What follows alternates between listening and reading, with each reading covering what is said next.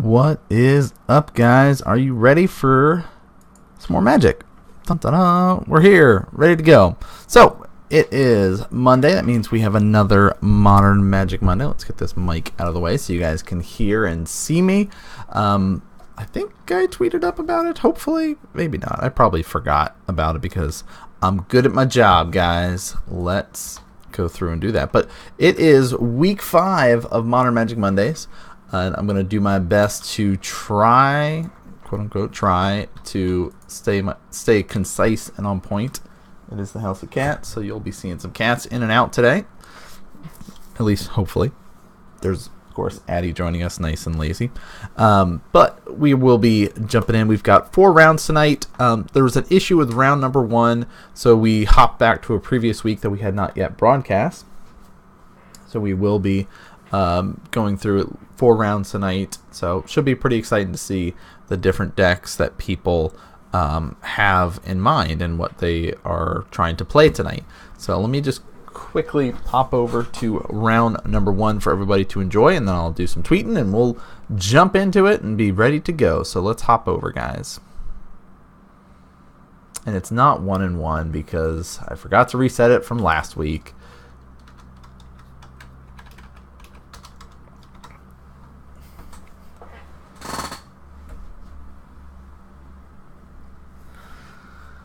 Alright, so we're going to be seeing Hollow 1 versus Tron to start things out here, guys. Should be pretty exciting going forward. Let me just tweet.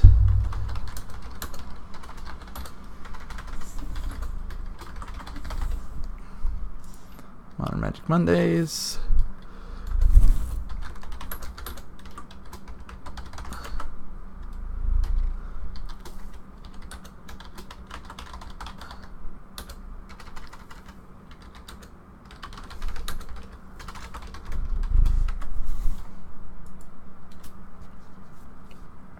Alright, getting our tweets on. Alright, so these players going to be battling it out. Keenan, of course, is somebody that everyone should be familiar with since he has been, playing for quite a while and made it into the different seasons.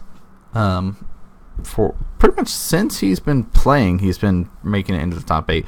Has come very close to winning, but sadly has not been able to take that victory yet. Jeremy Miller on the other side is one of our first people to ever win. Pop is saying, I'm going to accidentally unplug the laptop whenever Tron is being played. So I know it was actually a different match in round 1, but sadly the coverage got messed up on it, so I just pulled a previous one up for us to be able to watch. So sorry it happened to be Tron, but hopefully it'll still be a good match.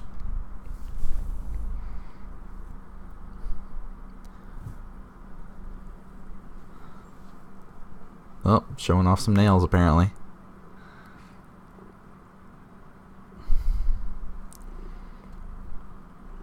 And a Yu-Gi-Oh card. Reload.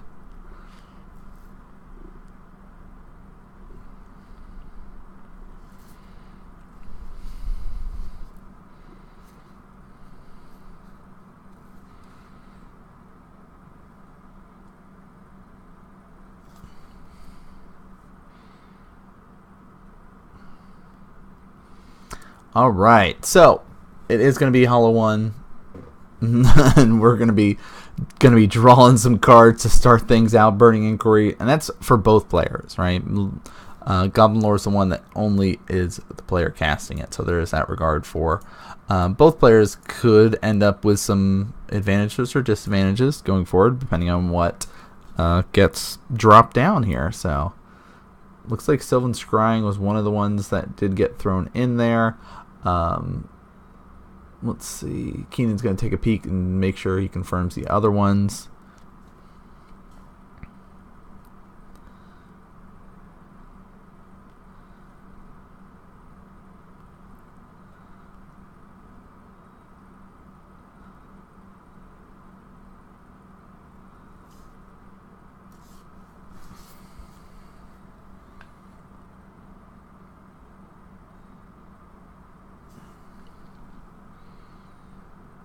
Well, already we got 2 Tron pieces going, so this is a great start. And, you know, one cool thing about this, you know, Hollow 1 deck is that it does have that kind of staying power and ability to kind of come back later on with its kind of graveyard interactions of bringing stuff back. So we're going to have to see how much damage he can push for with this Flame Blade Adept here, and how much... Ooh, that's going to help with his discards here. So he's going to be able to draw 2 and discard 2 cards. Phoenix is going to be probably one of them because, you know, getting that in the graveyard's not too bad when he can be able to bring that back this turn. So 2 cards. Flame Blade's going to get +2. So it's a... And wow, look at that. It says, all right, let's do it again. Let's make it even bigger. Oh, and a Hollow 1. So he says I'll get rid of 2 more here. And here's my free Hollow 1. Let's push for damage.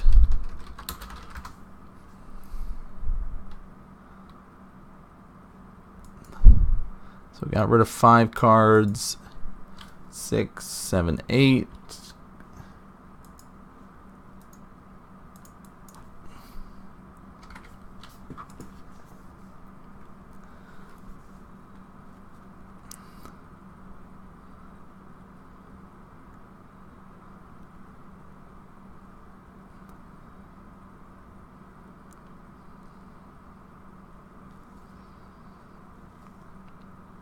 Well, there we go.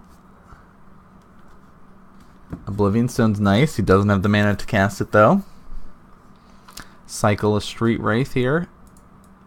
I have not been keeping track of life, and I apologize. On Keenan's side, I missed some of that, and that's my fault. But we see a Phoenix popping back up.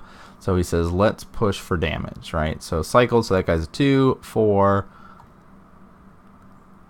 11 points of damage.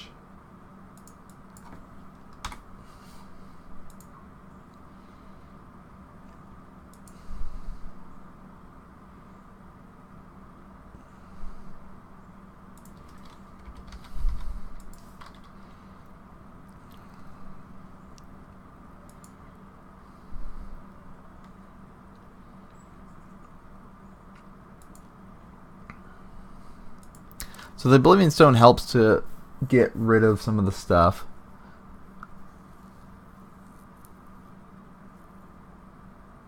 Alright, he's just going to blow everything up. But he does have that landfall to be able to bring the Bloodghast back. So he has to be careful about that.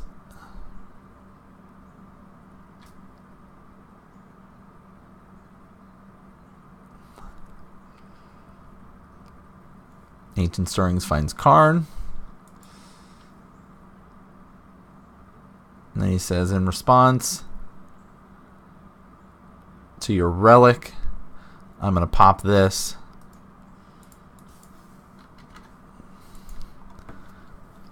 Find this land.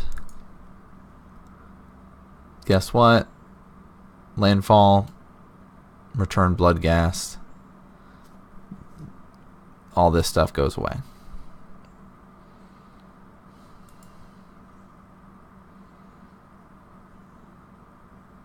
Wow.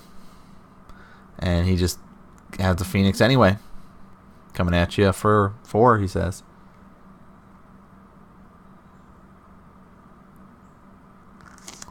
And we'll go to game number 2. Quick, aggressive play.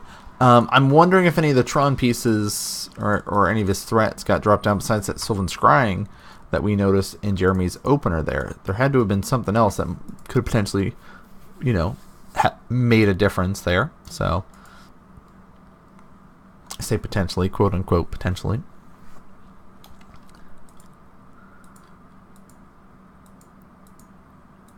All right, so players getting ready to go, going into the sideboard. And you know, Keenan taking a gander at his list that he has there, which is a sideboard guide for particular matchups, and you are allowed to use those in tournaments, right? And it's perfectly reasonable to kind of get through there and be like, all right, let me see what is the best option for me in this particular matchup. What should I be taking out? Now, the thing about it, his guide might not include Tron on his list. I don't know. Maybe for whatever reason he might not. But it's possible that he already did and just kind of took a quick peek. Cool, makes sense. I know what I need to get out. I know what I need to bring in. I don't know if he's has Thoughtseize in his board.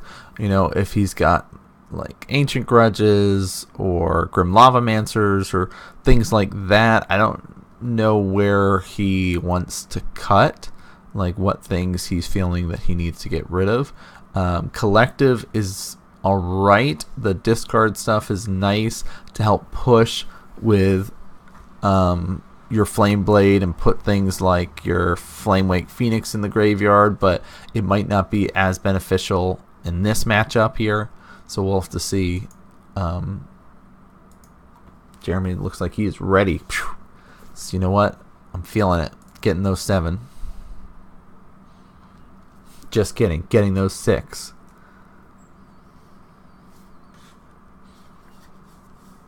And Keenan's happy to ship his away as well.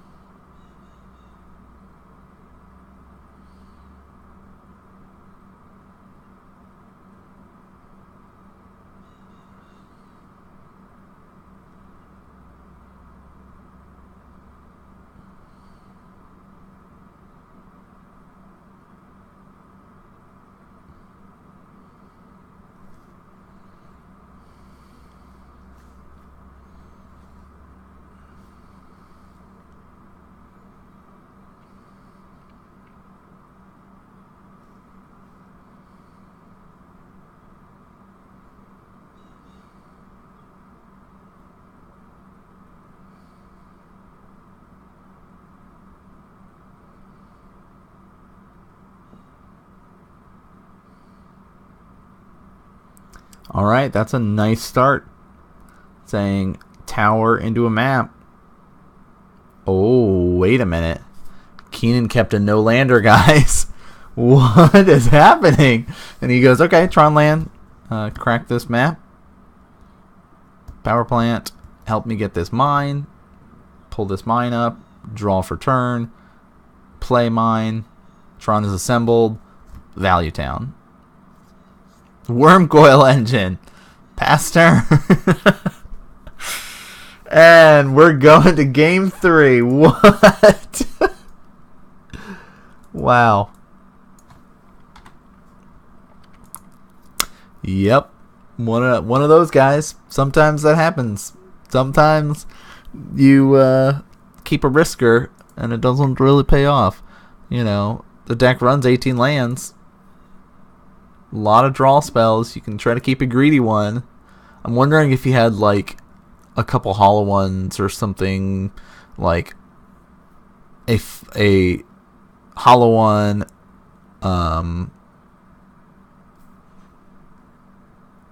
maybe Flame Blade Adepts, maybe some Burning Inquiries or Faithless Lootings, and just like pure value and just like, yeah, this will be great.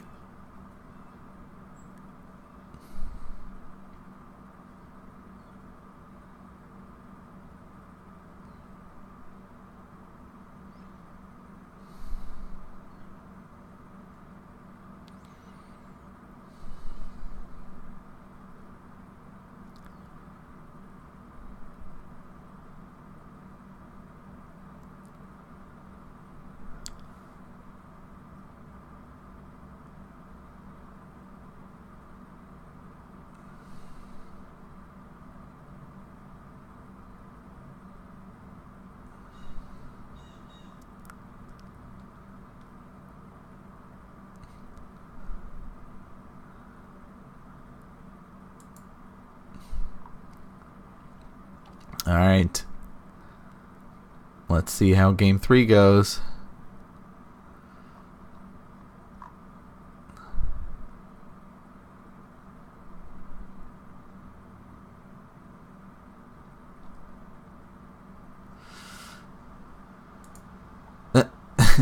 Relic, pass.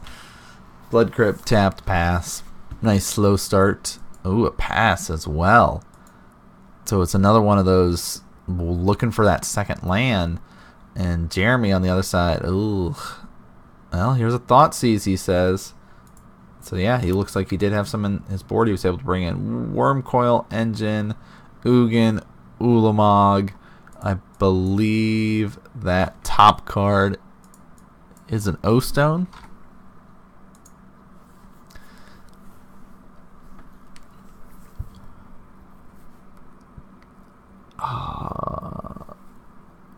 Oh, there's 2 Wormcoils?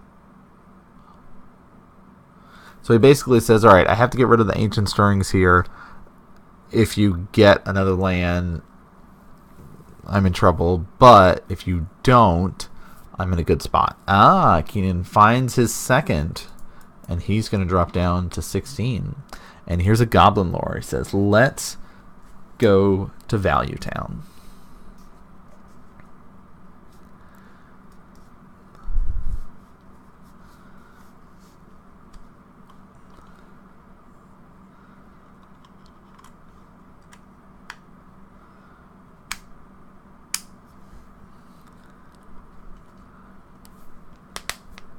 And there's Hollow One and a pass. And he says, please exile one of your cards.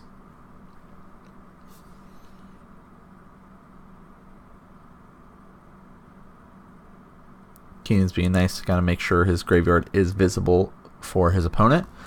Saying, hey, these are what I got in case you're interested. And he says, you know what? I'm not going to let you do that value with Bloodghast. I need the card draw anyway. Let's just do it now.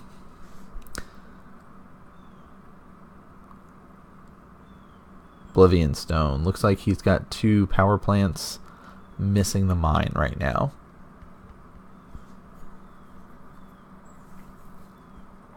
Oh, Keenan's going to lose some more life, but another Ancient Stirrings, double worm. What? Triple Wormcoil? Ulamog and Ugin.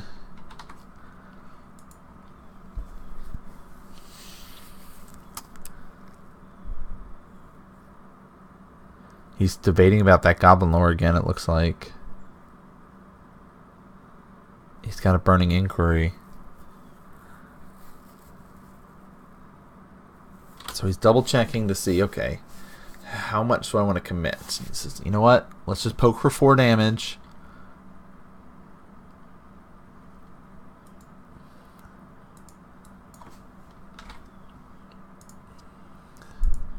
And Jeremy's trying to find a land. So Keenan's doesn't want to do the Burning Inquiry if he can help it. Here's 6. Jeremy goes down to 10. There's the land, but guess what? It's another power plant. So he's only got 4. Cannot wipe the board right now.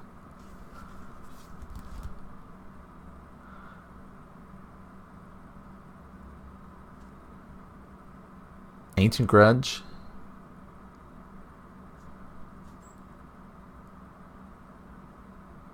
Come at you for 6. He'll go to 4.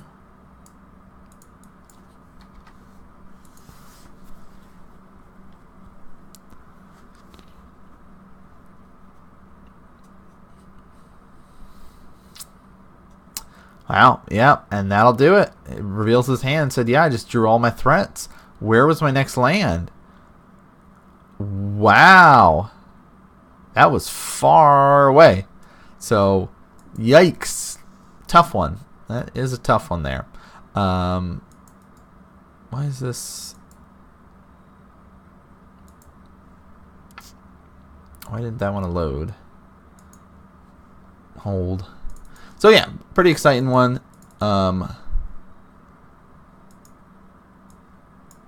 Let's put that back up here. Bam.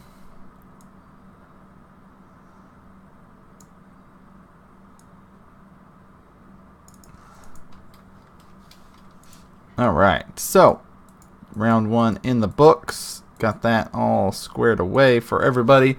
Now we got our Comic Kung Fu logo up because this is where all the matches do get recorded up at. So it is, you know, a nice place to be able to go and play Magic. Again, I recommend you guys checking it out this coming weekend because it is the Ravnica pre-release event. And if you're not able to come up to our neck of the woods, go out to your local shop and play. All right, show your support for the local shops. Be able to go play some awesome games of Magic with some new cards. Have some fun because a lot of these cards are going to be seeing play in Modern, so you'll want to be looking into getting some of those. So we are going to be jumping over to round number 2 right now.